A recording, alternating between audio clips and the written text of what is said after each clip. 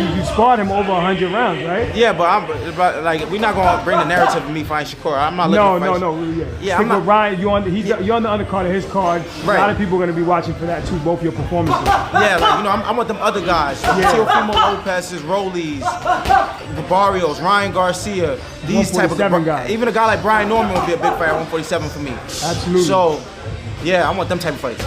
Well, there you go. From Richardson Hitchens' own mouth. He doesn't want any part of Shakur Stevenson.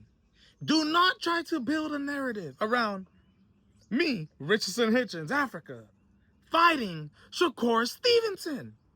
I don't want it.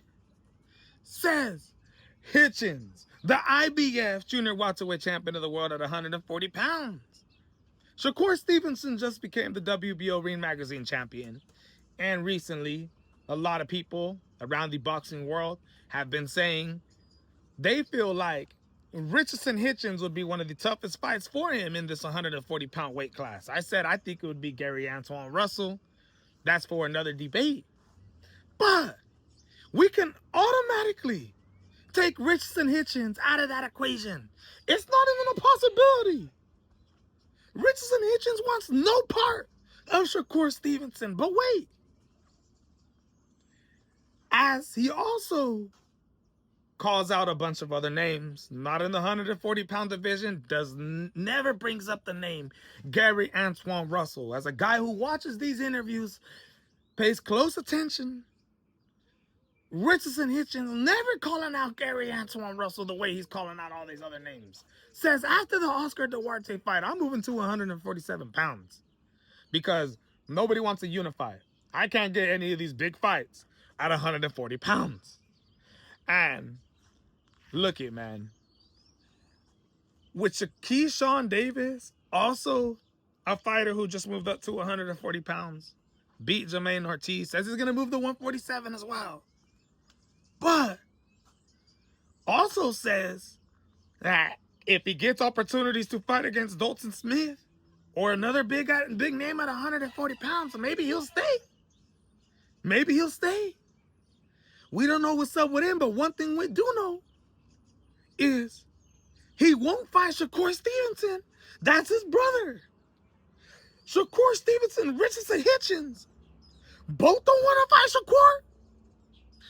What the hell is going on, dude? My goodness. My goodness, Richardson Hitchens. Is this guy going to end up getting any big fight? Who is he going to end up fighting after Oscar Duarte? You tell me. At 147 pounds. It better not be somebody that we didn't even expect. Or doesn't end up fighting for a year after he fights Oscar Duarte. We're going to see. But not only did I see that shocking news, those are for the people who are always bringing up the name Richardson Hitchens, Shakur Stevenson. That's done. All I think about is Gary Antoine Russell's the only fight that I want Shakur Stevenson to fight at 140 pounds. I don't care about all these other guys. Move up to 147 pounds if you ain't going to fight Hitchens or Gary Antoine Russell. That's my opinion, honestly. Now, I think with the support I got from the Sunderland fans in the Northeast in a whole, we could do that with Isaias. Isaias is, I mean, think about it. Boots hasn't got any belts, right? And Isaias has got two of the four, two of the four. WBO and WBA. So why not just go straight in and try and add another two to mine? Richardson Hitchens isn't the only person out here that's looking to avoid fights within his own weight class.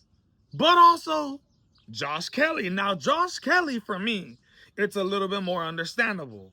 And I do understand why he has this perspective on why he should fight Xander Zayas instead of Jerome Butenis. And I don't care to disagree with him. Due to the fact that I like Josh Kelly wanting to unify the bouts with Xander Zayas in Sunderland in a stadium in a unification fight for 3 of the 4 big world titles rather than him fighting Jerome Butenis. Jerome Butenis and Virgil Ortiz have constantly go back and forth, just can't come out to a deal. The fight's not going to happen. So Jerome Boots Ennis, all of a sudden, wants to fight for a world title. Well, Josh Kelly doesn't have to fight this dude. I think he sells a stadium with Xander Zayas wherever they go, Puerto Rico, or if they go to Sunderland, to the UK, it doesn't matter. I think they make tons of money. And I think the boxing world gets behind it. I think that's a very winnable fight for Josh Kelly, even though I do believe Xander Zayas wins that fight. Hey, hot take. I do think it's a very winnable fight for Josh Kelly. I think it's very more winnable than beating Jerome Boots Ennis and losing your title. You got a possibility to unify over here for 3 bouts. Then rather just, lose your title and that's it. If you beat Xander Zayas, then you can still get the big name fights. It don't have to be Jerome Boots Ennis. It can be Virgil Ortiz. Right? A bigger name. To be honest. So, for Josh Kelly, I actually do like this. I think it's a smart move.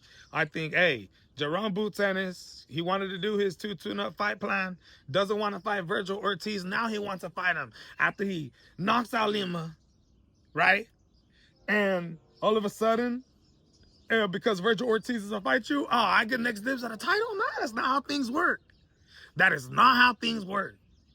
So at the end of the day, it's going to be very exciting to see what Josh Kelly ends up doing. Now, that's if Josh Kelly has the option to even fight against Xander Zayas due to the fact that Bakram Marzataliyev, attorney in his team, submitted a appeal to the IBF to get an automatic rematch due to Steve Gray's scorecard having the fight, 114 to 113, scoring round 12 a 10-10.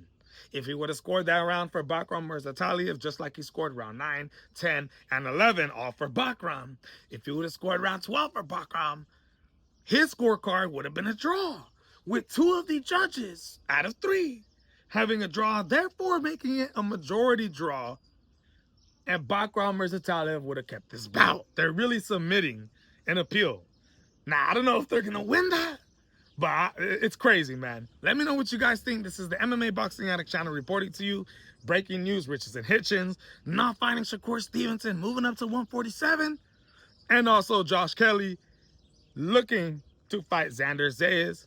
And forget about Jerome Boots Ennis for now. I'm out.